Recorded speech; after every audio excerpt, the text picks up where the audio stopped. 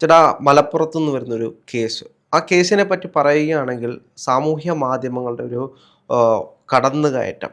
ഇന്നത്തെ കാലത്തെ ചില മാനസിക വൈകൃതങ്ങളുള്ള ആളുകളെ അതിൻ്റെ അടിമകളാക്കാൻ വേണ്ടിയിട്ട് അല്ലെങ്കിൽ ഉപയോഗിക്കുന്ന ഏറ്റവും വലിയൊരു കാര്യമാണ് ലെസ്റ്റ് എന്ന് പറയുന്ന സാധനം. അപ്പോൾ അത് വിൽക്കാനായിട്ട് സ്വന്തം സഹോദരങ്ങളുടെ അല്ലെങ്കിൽ സ്വന്തം സുഹൃത്തുക്കളുടെ എല്ലാം സ്ത്രീകളുടെ ഫോട്ടോകൾ അല്ലെങ്കിൽ ചിത്രങ്ങൾ മോർഫ് ചെയ്ത് പ്രചരിപ്പിക്കുന്ന പല ആളുകളും ഇന്ന് നമ്മുടെ സമൂഹത്തിലുണ്ട്. അങ്ങനെ ഒരു വാർത്തയാണ് മലപ്പുറത്ത് വരുന്നത്. എന്താണ് അതിൻ്റെ ആ ഒരു വാർത്തയുടെ ഒരു കോർ എന്ന് പറയുന്നത്? രാഹുലെ, ഇത് രാഹുൽ പറഞ്ഞ പോലെ ഇതിനെ ഒരു മാനസിക വൈകൃതം എന്നും പറഞ്ഞ് തള്ളിക്കളയുന്നൊരു വസ്തുതയല്ല. ഇത് മാനസിക വൈകൃതമല്ല, ഇത് രതി വൈകൃതമാണ്. മാനസിക വൈകൃതവും രതി വൈകൃതവും രണ്ടും രണ്ടാണ്.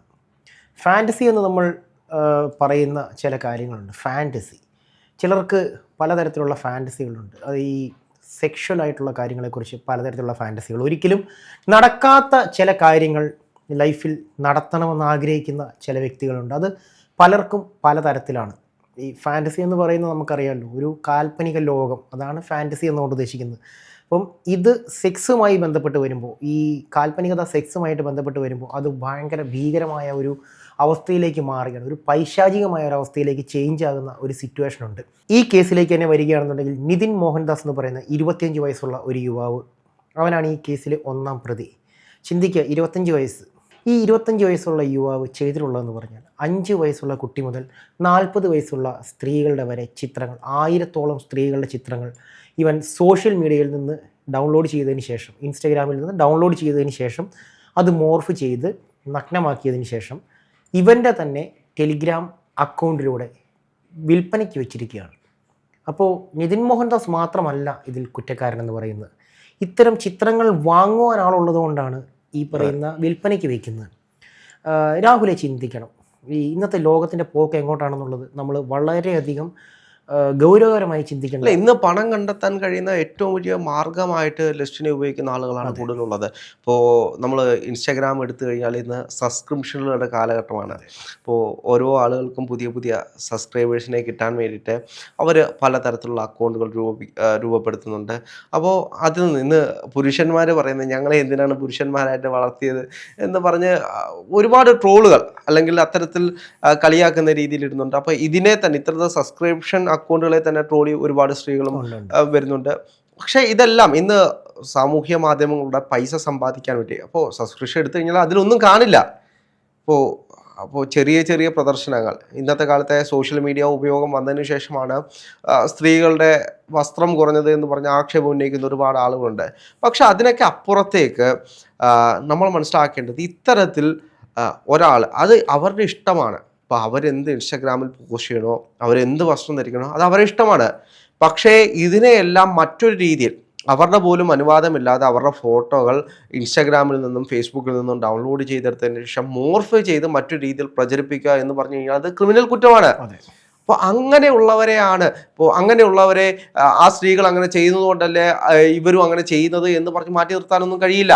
ഈ രാഹുലെ, ഈ വിഷയത്തിലേക്ക് വരുമ്പോൾ രാഹുൽ പറഞ്ഞ ആ ഒരു കാര്യം, സബ്സ്ക്രിപ്ഷൻ എന്ന് പറയുന്ന ആ ഒരു കാര്യത്തിലേക്ക് തന്നെ നമുക്ക് ആദ്യം വരാം. സബ്സ്ക്രിപ്ഷനെ കുറ്റം പറയുന്നതിന് മുൻപ് ഒരു കാര്യം മനസ്സിലാക്കണം. ഇൻസ്റ്റഗ്രാം നമുക്ക് ബാഡ്ജ് തരുന്നൊരു സമയമുണ്ട്. അതായത് ഇൻസ്റ്റഗ്രാമിൽ നിന്നും നമുക്ക് ബ്ലൂടിക്ക് എന്ന് പറയുന്ന ബാഡ്ജ് കിട്ടും. ആ ബാഡ്ജ് കിട്ടുമ്പോൾ സബ്സ്ക്രിപ്ഷൻ ഓപ്പൺ ആക്കണം എന്നൊരു നിയമം മെറ്റ ഇട്ടിട്ടുണ്ട്. സബ്സ്ക്രിപ്ഷൻ വേണം. പക്ഷേ ആ സബ്സ്ക്രിപ്ഷനിൽ ഇതുപോലെ ഡ്രസ്സില്ലാത്ത ചിത്രങ്ങൾ അല്ലെങ്കിൽ നഗ്ന ചിത്രങ്ങൾ പ്രദർശിപ്പിക്കാനല്ല അവർ ഉദ്ദേശിക്കുന്നത്. നമ്മൾ ഇൻസ്റ്റഗ്രാമിൻ്റെ ഫീഡിൽ വീഡിയോയും ഫോട്ടോയും ഷെയർ ചെയ്യുന്നതിനൊപ്പം തന്നെ സബ്സ്ക്രിപ്ഷനിലേക്കും ഫോട്ടോസ് ആഡ് ചെയ്യണമെന്നുള്ളത് മെറ്റയുടെ റൂളാണ്, അല്ലെങ്കിൽ ഇൻസ്റ്റഗ്രാമിൻ്റെ റൂളാണത്. അതിനെ സബ്സ്ക്രിപ്ഷൻ എന്ന് പറയുന്നത് നമ്മൾ കരുതുന്ന പോലെ എല്ലാം തുണിയഴിച്ച് കാണിക്കുന്നതല്ല, എന്നാൽ തുണിയഴിച്ച് കാണിക്കുന്നുമുണ്ട്. പക്ഷേ ഇതിൽ ഞാൻ മുൻപ് പറഞ്ഞ രതി വൈകൃതം എന്ന് പറയുന്ന അല്ലെങ്കിൽ ഫാൻറ്റസി എന്ന് പറയുന്ന ലോകത്തിലേക്ക് കടന്നു പോകുന്നൊരു വസ്തുതയെക്കുറിച്ച് ഞാൻ പറഞ്ഞുതരാം. രാഹുലിനോട് ഞാൻ ഒരു ചോദ്യം ചോദിക്കുകയാണ്. രാഹുലിൻ്റെ ഒരു പോസ്റ്റിന് കിട്ടുന്ന മിനിമം വ്യൂവും മിനിമം ലൈക്കും എത്രയാണ്? മിനിമം വ്യൂ എന്ന് പറയുന്നത് 1000-2000 വ്യൂ. ലൈക്ക് ഒരു 400-450 ലൈക്ക് കൂട്ടിക്കും. രാഹുലെ, മാരണത്തിൻ്റെ ഇടയിലെ ചെറിയൊരു വിടവ്, ഒരു ഡ്രസ്സ് അങ്ങോട്ടോ ഇങ്ങോട്ടോ വീഡിയോ എടുക്കുമ്പോൾ മാറിപ്പോകുന്ന വിടവിലൂടെ കാണുന്ന വയറിൻ്റെ ഒരല്പം ഭാഗം പുറത്ത് കണ്ടാൽ ആ കമൻറ്റിൽ അത് കണ്ടു ഇത് കണ്ടു എന്നും പറഞ്ഞ് കമൻ്റ് ഇടുകയും വളരെ വൃത്തികെട്ട രീതിയിലുള്ള ഇമോജികൾ ഷെയർ ചെയ്യുകയും ആ വീഡിയോയ്ക്ക് മില്യൺസ് ഓഫ് വ്യൂവും പതിനായിരക്കണക്കിന് ലൈക്കുകളും വാരിക്കോരി കൊടുക്കുന്ന രതി വൈകൃതം തന്നെയല്ലേ ഇത്തരത്തിലുള്ള നിതിൻ മോഹൻദാസ്മാരെ സൃഷ്ടിക്കുന്നതെന്നൊരു ചോദ്യം ഞാൻ ചോദിച്ചാൽ അതിൻ്റെ ഉത്തരം അതേ എന്ന് തന്നെയാണ്, അല്ല എന്നല്ല. ഇനി ഈ ഒരു വിഷയത്തിലേക്ക് വരുമ്പോൾ സോഷ്യൽ മീഡിയ എന്ന് പറയുന്നത് നല്ല കാര്യത്തിനും ചീത്ത കാര്യത്തിനും ഉപയോഗിക്കാവുന്ന കാര്യങ്ങളാണ്. നമുക്കറിയാം, ഈ ഡോക്ടർ എന്ന് പറയുന്ന മിസ്റ്റർ ഡോക്ടർ എന്ന് പറയുന്ന പോലെയുള്ള കുറേ അക്കൗണ്ടുകളുണ്ട് ഹെൽത്ത് ടിപ്സുകൾ കൊടുക്കുന്നത്. ഡോക്ടർ മെക്കാനിക് എന്ന് പറയുന്ന കുറച്ച് അക്കൗണ്ടുകളുണ്ട് വാഹന സംബന്ധമായിട്ടുള്ള. കോസ്മോ മോട്ടോഴ്സ്, അങ്ങനെ കുറേ വാഹനങ്ങളുടെ ക്ലബ്ബുകൾ, അതായത് Omni club, Bolero club, Mahindra club, ഇങ്ങനെ കുറേ ക്ലബ്ബുകൾ, ഇവരുടെയൊക്കെ പേജുകളുണ്ട്. അതുപോലെ തന്നെ ടീം വിൻഡോർക്ക് എന്ന് പറഞ്ഞിട്ട് പാലക്കാടുള്ള ഒരു കൊച്ചു പിള്ളേർ നടത്തുന്ന ഒരു ഗ്രൂപ്പുണ്ട്. അതിൽ വിൻറ്റേജ് വാഹനങ്ങൾ കൊണ്ടുവന്ന് അത് നന്നാക്കി സെയിൽ ചെയ്യുന്ന ഒരു പാലക്കാടുള്ള കുട്ടികൾ, എനിക്ക് പേഴ്സണലി അറിയാവുന്ന, ഞാൻ അവരോട് സംസാരിച്ചിട്ടുള്ളവരാണ്. ഒരു ദിവസം നമ്മുടെ ചാനലിലേക്ക് അവരൊരു ഇൻ്റർവ്യൂവിന് എത്താമെന്ന് പറഞ്ഞിട്ടുള്ള പഴയ വാഹനങ്ങളെ സ്നേഹിക്കുന്നവർ.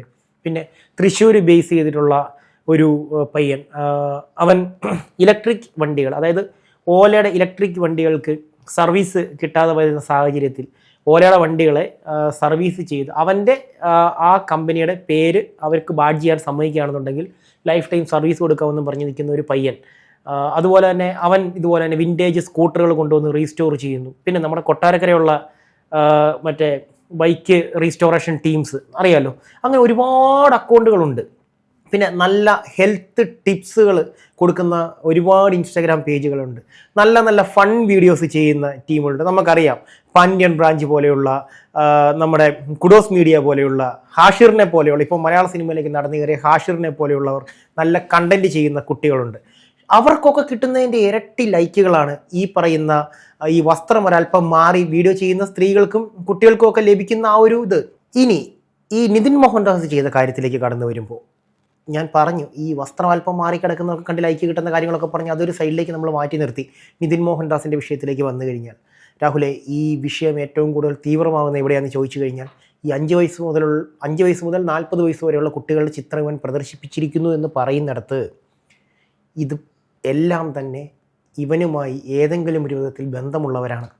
ഇവൻ പ്രദർശിപ്പിച്ച ഈ 5 വയസ്സുള്ള കുട്ടി, ഈ ഇവനെതിരെ പരാതി കൊടുത്ത യുവതി, ഇവരെല്ലാവരും തന്നെ ഇവനുമായി ഒരു ലോങ് റിലേഷനുള്ള, അല്ലെങ്കിൽ ഇവൻ്റെ അടുത്ത എന്താ പറയുന്നത്, ഇവനുമായി സുഹൃത്ത് ബന്ധം മാത്രമല്ല, ഇവനുമായി രക്തബന്ധമുണ്ട്, ഇവൻ്റെ ബന്ധുവാണെന്ന് ആ കുട്ടി പറയുന്നുണ്ട്.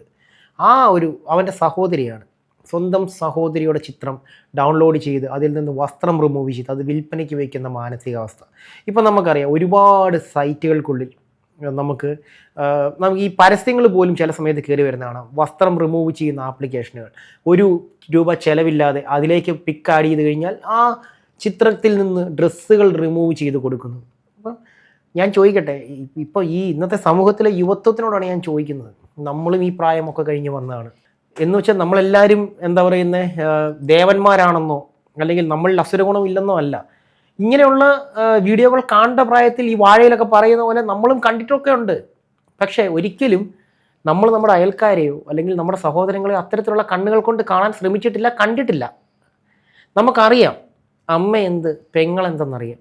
ഇന്ന് അമ്മ പെങ്ങൾ എന്ന് പറയുന്ന ഈ ബന്ധത്തിന് യാതൊരു വിധത്തിലുള്ള ഒരു മൂല്യവും ഇന്നത്തെ യുവതലമുറ കൽപ്പിച്ച് കൊടുക്കുന്നില്ല എന്നുള്ളതാണ് ഇതിൻ്റെ ഏറ്റവും വലിയ തീവ്രമായ ഒരു വശം. ഈ 5 വയസ്സുള്ള കുട്ടി, ഇപ്പം രാഹുലിന് ഒരു 5 വയസ്സുള്ള കുട്ടിയെ കണ്ടു കഴിഞ്ഞാൽ എന്താ തോന്നുന്നു? അതിനെ ഒന്ന് കയ്യിലെടുക്കാനും കൊഞ്ചിക്കാനും തോന്നും. നമ്മളതിൻ്റെ മിഠായി വാങ്ങിച്ചു കൊടുക്കും, അല്ലെങ്കിൽ അതിൻ്റെ കൂട്ടത്തിൽ നമ്മൾ കുറച്ച് നേരം കളിപ്പാട്ടങ്ങളൊക്കെ വെച്ച് കളിച്ചും ചിരിച്ചും ഇരിക്കും.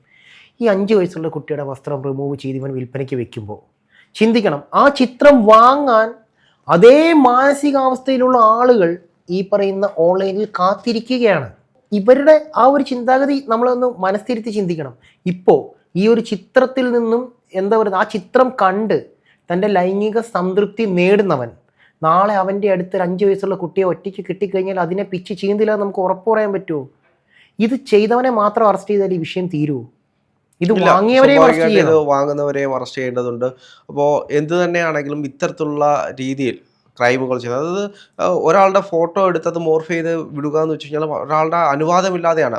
മറ്റൊരാളുടെ ജീവിതത്തിൽ എന്ത് സംഭവിക്കുന്നുവെന്ന് നമുക്കൊരിക്കലും പ്രവചിക്കാൻ പോലും കഴിയില്ല. എന്താണെങ്കിലും ഇത്തരത്തിലുള്ള കുറ്റകൃത്യങ്ങൾ ചെയ്യുന്നവരെ കൃത്യമായിട്ട് കണ്ടെത്തി വലിയ രീതിയിൽ എനിക്ക് തോന്നുന്നു ഇപ്പോൾ തന്നെ ടെലിഗ്രാം ഗ്രൂപ്പുകളിലെല്ലാം കൃത്യമായിട്ടുള്ള പോലീസ് അന്വേഷണങ്ങളെല്ലാം ഈ ഗ്രൂപ്പുകളെല്ലാം കേന്ദ്രീകരിച്ച് നടക്കുന്നുണ്ട്. എന്ത് തന്നെയാണെങ്കിലും ഇത് ചെയ്യുന്നത് ഏറ്റവും ശിക്ഷാർഹമായിട്ടുള്ളൊരു കാര്യമാണ്. ഇങ്ങനെ ചെയ്യാതിരിക്കുക